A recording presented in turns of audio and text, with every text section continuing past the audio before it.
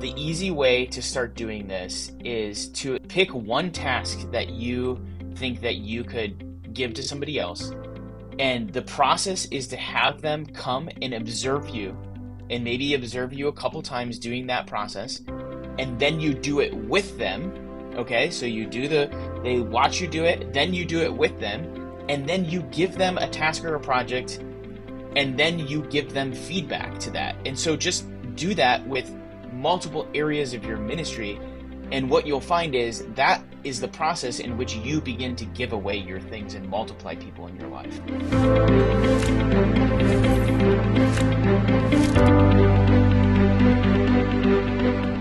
Hey everybody, welcome back to another episode of the Lead Volunteers podcast. Now, if you've been around the lead ministry, lead volunteers ecosystem, you know that a passion area of mine is multiplying ourselves in ministry.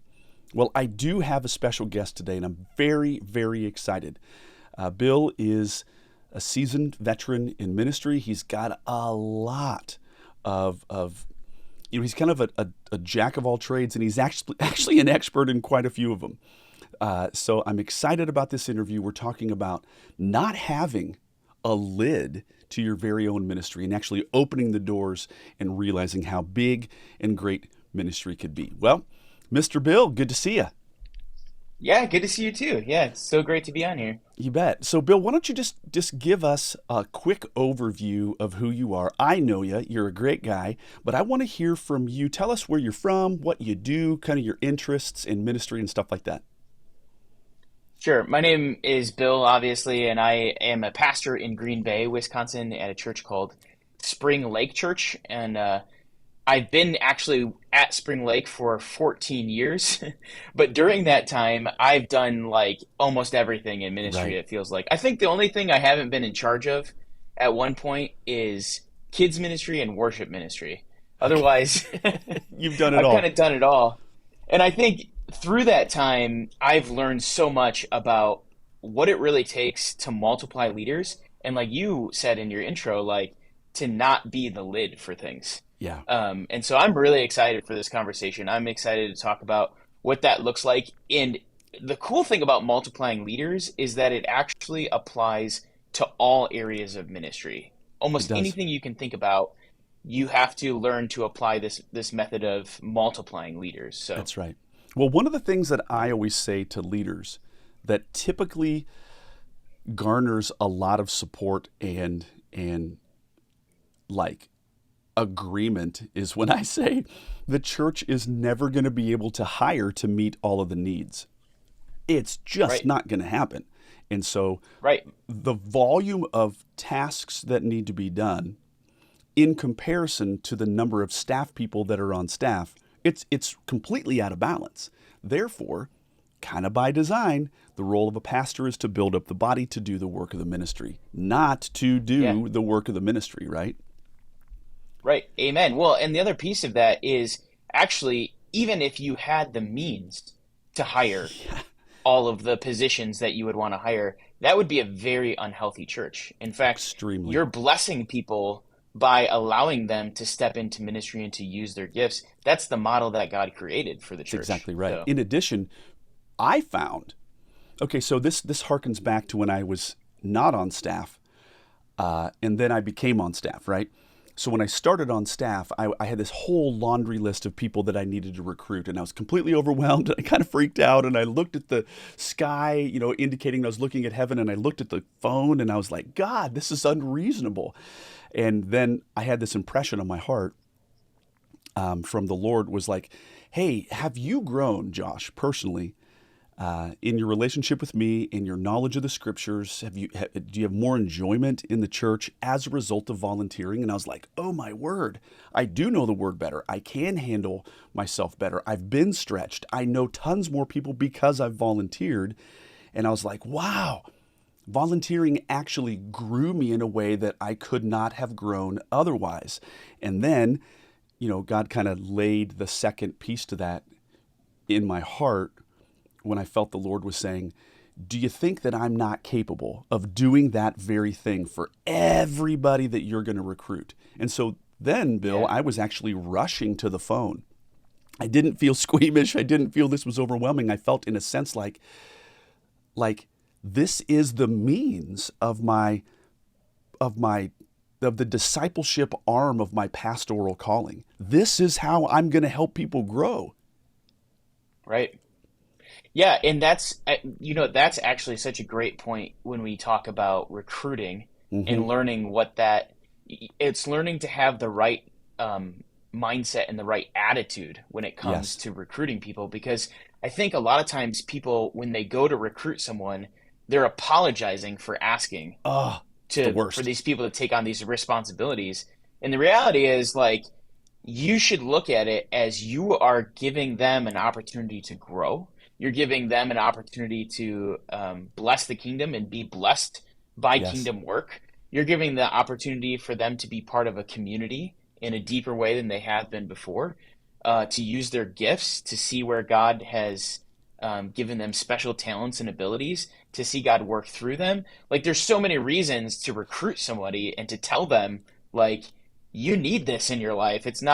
I'm not, I'm not trying to put a burden on you. I'm inviting you to something bigger than yourself. Yeah, for sure. Wherein lies the greatest blessing is when you're able to equip somebody to do some really heavy lifting in the kingdom, not because I'm a lazy, don't want to do it pastor, but because that's my job. My job is to enlist Right. other people and to multiply myself. Yeah. Yeah, and the cool thing is, like, this actually goes beyond ministry, even Hmm. in terms of doing that in your life. Like, God has crafted you with a certain set of, like, abilities that he's called you to do. And there's probably like 80% of the things you're doing right now that are not in that category of what God's called you to do. And so, like, finding people to bless with giving away that 80% is super important. Yes, It frees you up to do what God has actually specifically called you to do. right. Now, here's the funny thing. It took me a while to realize this as well, because I did feel rather, I don't know, I don't want to say guilty, but I was, every one of us is always living within our very own selves. Okay, that's first. Second, I made the assumption that everybody hated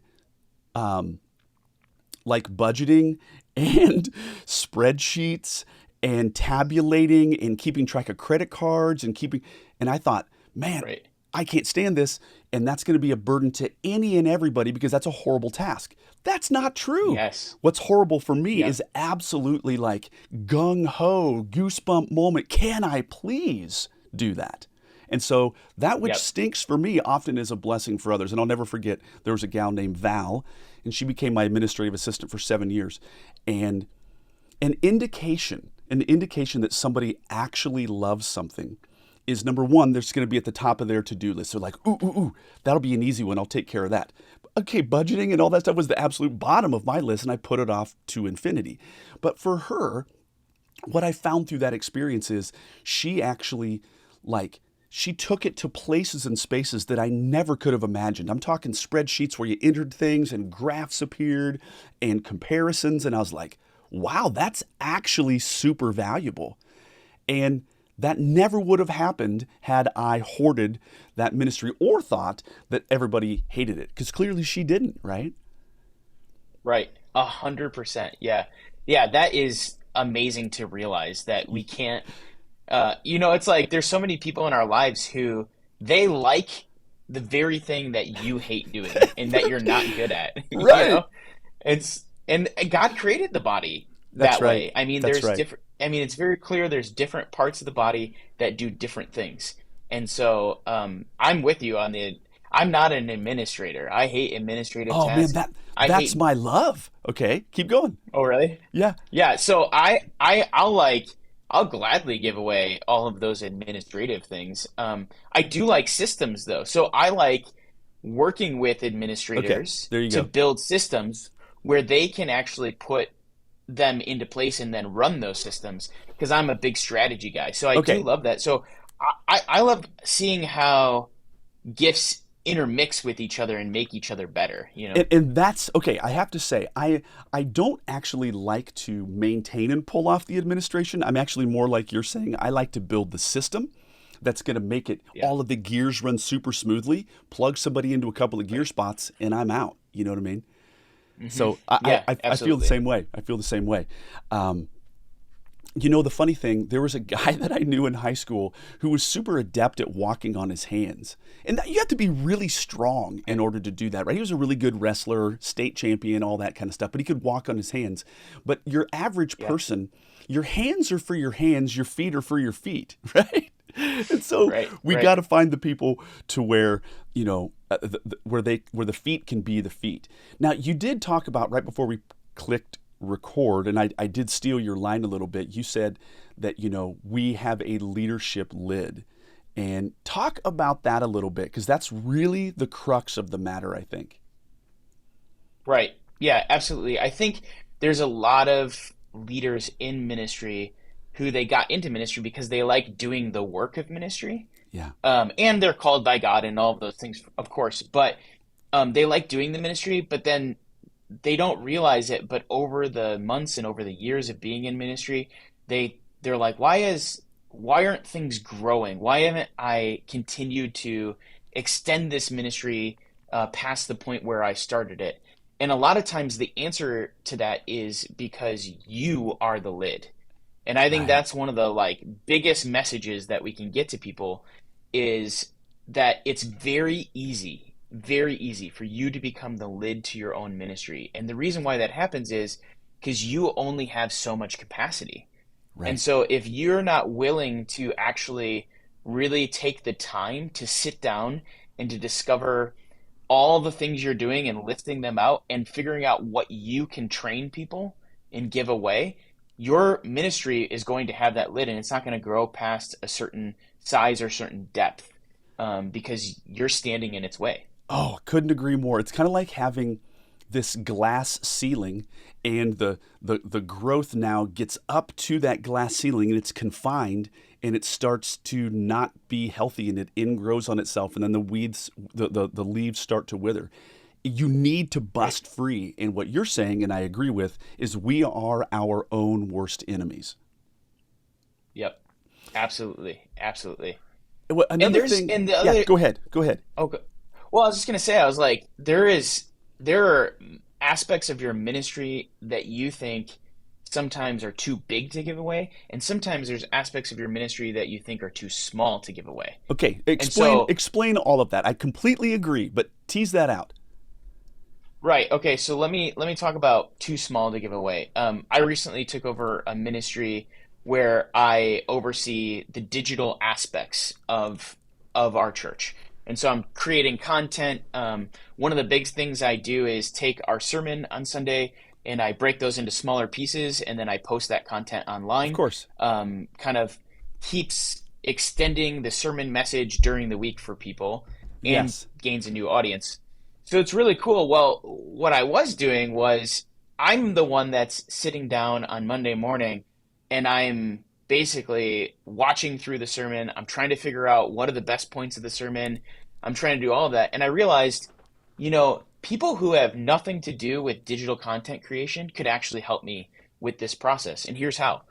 I found three or four ladies, or well, one of them is a guy, but three or four people in our church, and I said, "Will you do me a favor? Will you listen during the sermon I love and this. tell me one point during this sermon that it really piqued your interest, and just write down what was said or the time that that happened in the sermon, and just tell me on like send me an email on Sunday and said this part of the sermon really captured me." And I get all of those, I pull them all together, and now on Monday when I sit down, I don't have to watch through a 35-minute sermon six times to figure out what the most impactful point is because I was just told it to people who have nothing to do with digital ministry, I but they're love helping this. me like bring the key highlights out of that passage so that I can highlight them and do my job better. Okay, so here's the funny thing as well. Number one, that person feels needed. Okay. Yep. Number two, I mean, I have a master's degree in effective instruction, national board certified in teacher excellence and all that. My point is, from a learner's standpoint, you have just caused that person to ratchet it up in terms of their capacity to retain information because they were on the lookout for something good. You just Hmm. piqued their brain to be on high alert. They're growing simply because they're listening at a brand new level. But I Yeah, love this. absolutely. I love this idea of even time stamping. And so it's not about Yep. you doing less work, it's about involving other people. The more people we can involve, the healthier the body is. Right. Absolutely. Well, and the added benefit is, let's say it even is about doing less work. Let's say you're saying, like, actually, that saves me a lot of time. The idea is I can now use that time Oh, to yeah, be more creative because that's right. this is a piece about creative ministry that people don't think about is you actually need space in your brain and in your day in order to be creative. Like you need time blocks where you can actually figure out how to be creative with the next thing, whether you're a pastor or you're Sure. doing digital ministry or you're coming up with games for youth group, whatever it is, you need headspace in order to do that. And so, like, giving it to other people in the church, gives you the ability to do that. So, I guess to like pull us full circle on that example, that was a really small thing in ministry that I gave away, right? That was super small. And you're thinking, like, does that even matter to a volunteer that they're Oh, just yes. listening to a sermon? They're doing that anyway. And the answer is yes, absolutely. But there's also big things that you can give away. And I think this has been a hard one for me because a lot of us get our identity on what we do in ministry, and giving them away can be scary. Very. And there's going to be certain things you can't give away. Like as a pastor, I'm not asking people to step into my role of teaching the congregation on Sunday morning every Sunday morning, right? You might be able to give some of that away sometime, but for me, like this is the reason God called me to ministry, and I have a degree and Yeah. I have studied scripture, like I'm very well prepared, and we should bring people up in that as well, but maybe that's not the piece I'm going to give away. But other things I can give away in digital ministry lately, I've been training an intern on how to edit videos. And that's a big, Yes. if you've never done that before, that's a big piece, and there's a feel to it, and there's a theme to it, and there's a specific church personality to it. Yes. But I'm going through the laborious process of teaching this intern what that looks like, and it's been crazy on how much it's freed me to be able to do the things that I'm really good at. So Yes. he can get it like 80% of the way there, and then I can take it the rest of the way Yeah. and make it really good. And really shine. You can put After Effects. Yeah, You can put, some extra spin on something that makes it look hyper professional to where because you wouldn't have had that time earlier, you would have been like, okay, yep, listen, it's good enough.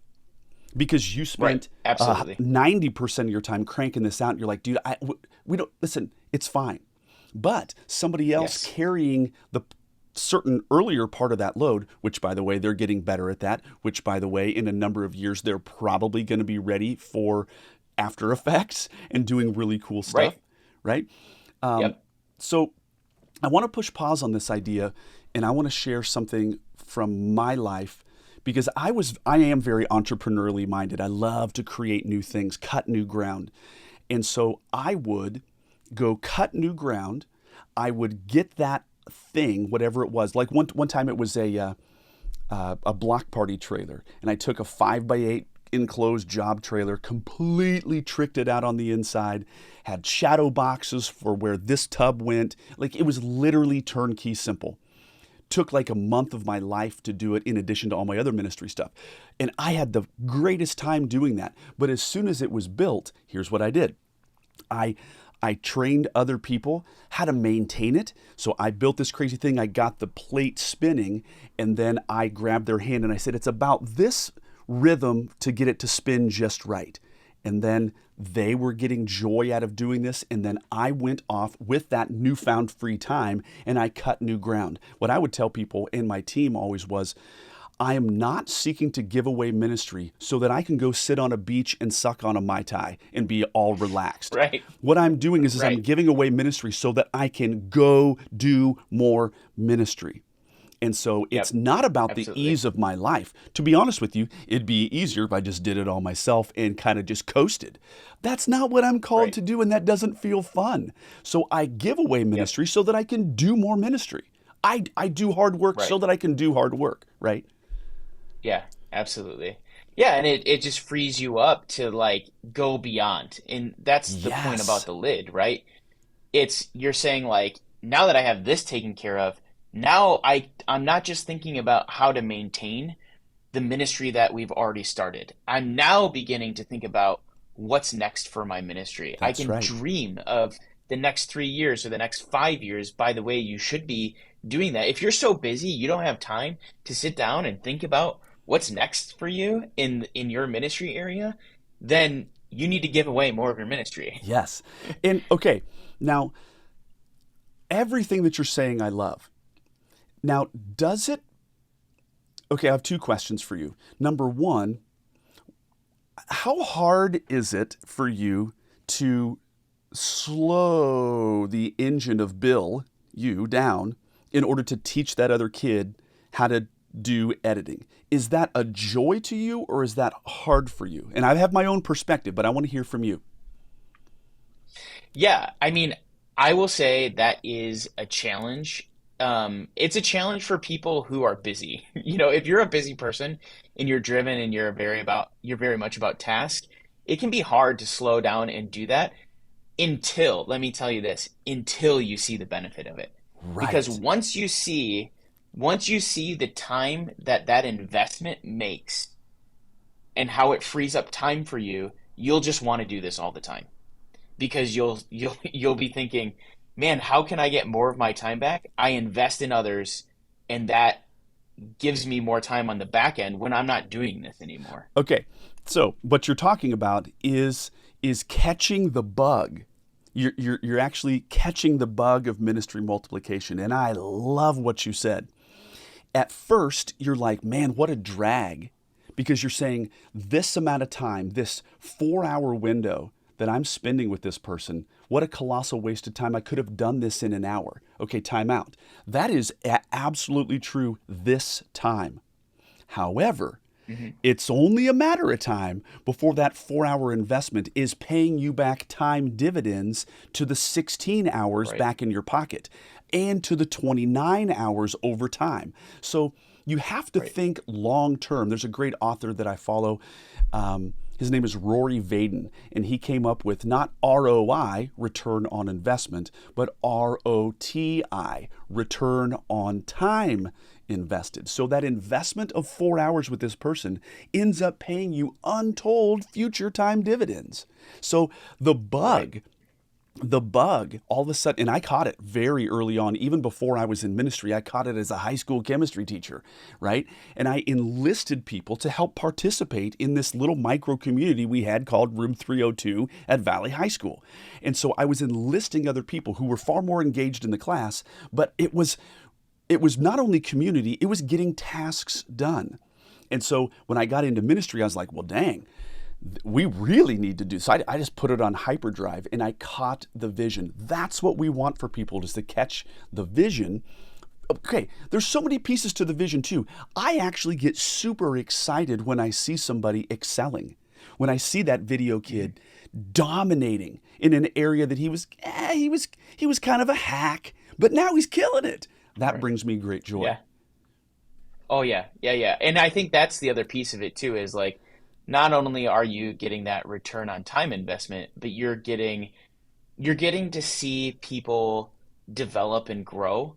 Yeah, And this is really at the heart of being a Christ follower, right? Like it we're is. supposed to be making disciples of Jesus. And so when you're like investing in people and you're training them with a skill, and then they're taking that time and investing it in the kingdom, and you're all working together, now you're actually discipling them That's in a way. exactly right.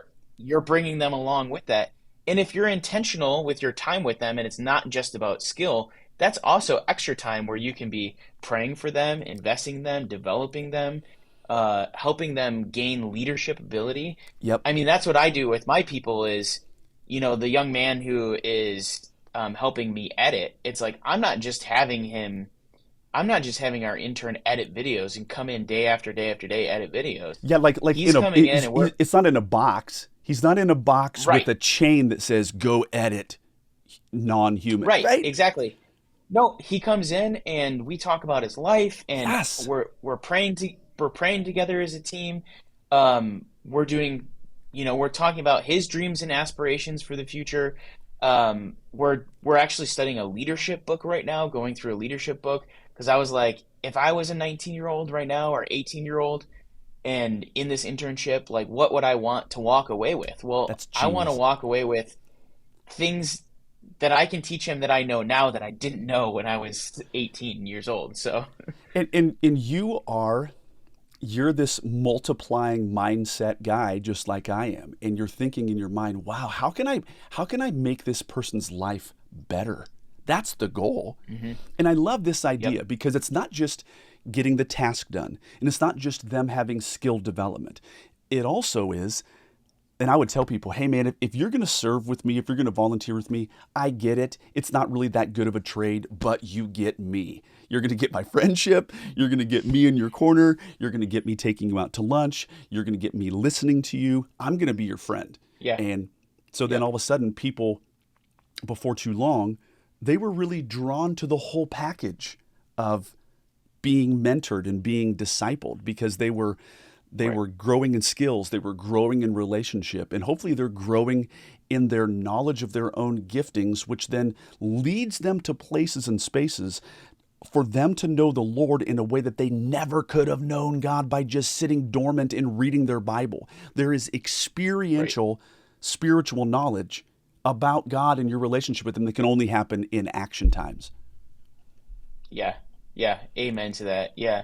And I think the other piece too is there's sometimes where the other attitude I've run into with people sometimes is like, well, why does it pay to invest in an intern who is going to be here 6 months and maybe Oh, they're going to leave, yeah, right?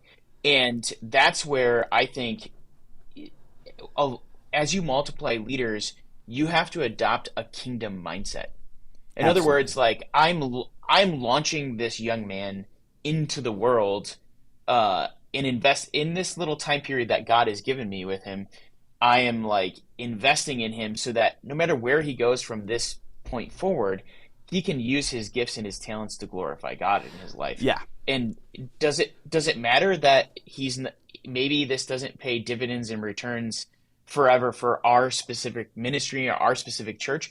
No, it doesn't matter because I'm about God's kingdom. I want to that's see right. his entire kingdom grow. And And so it's important to keep in mind. it is important to keep in mind. And I've often thought about, okay, so like some of us have a retirement account or some of us have an investment account, and you put a certain amount of money in there, you kind of forget about it, or at least I do. I never Hmm. look at my little statements. I'm like, I don't want to know. I don't want to know if it's up and down. When I'm getting ready to retire, I'll be like, hey, what do we got, right? But Yeah. in the kingdom, I believe with all my heart that the investment that I've made in somebody else, I am actually, Josh, I'm receiving some kingdom, like heavenly reward dividend off of my investment in them. Like, Yeah. like when I taught a guy to teach really well, and I spent an entire year of my life honing in on just him to know how to teach better. And somebody's like, wow, man, couldn't you have, like, you're really focusing on one person. And I'm like, yeah, well, he's my quote, John. He's my apostle John that I'm pouring into. And I believe as he teaches, and he's significantly better because of the time we spent, the way that other people are being affected is laying up treasure in heaven, not just for him, but also for me. I'm banking on that. Yeah. That's what I'm banking on. Yeah. Yeah. Absolutely. Yeah, that is so important to keep that mindset as you're investing in people. You might not see a ton of benefit sometimes in Yeah. investing people. I mean, and that's the other piece is um it can be risky business to multiply people. Sometimes it doesn't always work, does it? No. There's times where I've invested in people and they didn't rise to the occasion or they didn't get it or and you got to be okay with saying like sometimes you make investments that don't pan out. But other times when you do make investments, you get 50 times your return. And so that's the Totally. reality of the game, you It know? is. Well, the other reality too is, and I believe this with all my heart. Every time that I have taken the time to build into somebody else, there's another person who's actually getting built, and it's me, yours truly. Because the Yep. means by which I have to, okay, like for video editing, you know how to do it, but when you slow down the process for somebody else to see, you're actually getting better yourself. Or if I'm teaching Sure. Carter how to dynamically teach that which is it seems to be just intuitive. Actually, it's a whole bunch of small skills laid together and have this beautiful salve over the top so it looks fluid. It's just a bunch of skills. And so when I slow Right. that down and teach somebody else those skills, guess what? I actually grow exponentially. And my teaching or my video editing blows up because, I mean, like educational, like theory 101, those who teach learn the most. Oh yeah. Oh yeah, big time. Yeah. That's actually my favorite that's like my favorite piece of preaching. I like being in front of people and teaching people, but I really like the process Yeah. has grown me so much as a believer in Jesus. Just going through that process of like learning it to the point where you can communicate those truths to others Yeah. is it's there's a depth to it that you don't get even if you were to just go through like a study guide or something, That's exactly right. because you have to know it on a different level. You do. It's called synthesis in education. You're taking concepts, and if you have the concepts in your brain, you know it at a certain level. But if you have to synthesize those and then send them out your very own mouth, you have to understand it at a significantly higher level, no question. Right. So, Yep. I mean, Absolutely. dude, how many benefits are there to multiplying? Lots. We've covered them, including your very own personal growth, including the growth of an individual, including laying up treasure in heaven for yourself through dividends and growing the kingdom, having relationships with people and having people discover their gifts. I mean, we truly have just scratched the surface. And this is a passion area of mine, and I can't believe how fast the time has flown. Do you have any Yeah. closing remarks? Because I'd love to do this again. I think we could. I think we could talk about multiplying again. Any closing remarks that you have, Bill, Yeah. for people about this idea of the lid? Yeah, I do absolutely. I just want to, this is my parting words, I guess, for this is the easy way to start doing this is to invite somebody, pick one task that you think that you could give to somebody else, and the process is to have them come and observe you, and maybe observe you a couple times doing that process, and then you do it with them. Okay, so they watch you do it, then you do it with them, and then you give them a task or a project. Maybe at first it's not like a major thing that you don't want to fail, and Right? you just give them the thing to do on their own, and then you give them feedback to that. And so just do that with multiple areas of your ministry, and what you'll find is that is the process in which you begin to give away your things and multiply people in your life. 100%. I mean, and it's not like this is not all of a sudden like, whoa, Josh and Bill have uncovered something brand new. This is what Jesus Right. Christ did with his disciples on rinse and repeat over and over. Watch me, Yep. we talk about it. I give it to you and watch you, we talk about it. I now release you, we still talk about it. Right. That's what it is. Absolutely. It Yep. doesn't need to be overwhelming. Now, you said pick something that isn't going to like you can't like when you're first starting out you don't pick the riskiest high stakes thing. Right. You know what I mean? So Yep. typically, Bill, what I would do is I always would start with the game guy, right? Game guy Yeah. was always my first. Whenever I started a new ministry, if there happened to be games, that's where I would multiply first because I'm like, hey, it is important. But bro, if you dog out the game, nobody like you're not No. preaching heresy here. This is just right. Right. And so game guy was an easy one, or a simple, basic task that actually has value. That's the other Yes. thing that I think that I'll close with is that I think it's very important for that person who you're training to do the video thing, or you're training to do this behind the scenes task or whatever it is, and you're multiplying these people. It's critical to circle back around and to showcase to them how their efforts actually were utilized in the kingdom. Here was this video, here was some random feedback that only I got, but I want to make sure that you hear you're a part of that. Right. Yeah. Amen. Yeah. And that's how you're paying your volunteer, That's right? it. You're paying them by helping them to see how their investment in the kingdom has made a difference. Oh, man. Bill, why are we stopping the conversation? We will for now. You're a good man. I just appreciate the heck out of you and all that you do. I would love to have you back on the podcast. So so I'll push that envelope another day. But I have to say, Bill, in closing, everything that we're talking about is Lead Volunteers 101. Even the recruit, the train, the retain courses, totally 100%. But then the actual multiply course, this right here is exactly what that's all about. And so, I mean, you are a living, breathing individual who's doing this at a very high level at your own local church, and I'm very proud of you. Thank you. I appreciate that. Absolutely. Well, gang, this has been just yet one new episode and installment of the Lead Volunteers podcast. I think this is one of my favorite conversations that I've had in a really long time. I really love this idea of multiplication, and I want you, the listener, to catch the bug of ministry multiplication. All right, gang, we will catch you on the next one.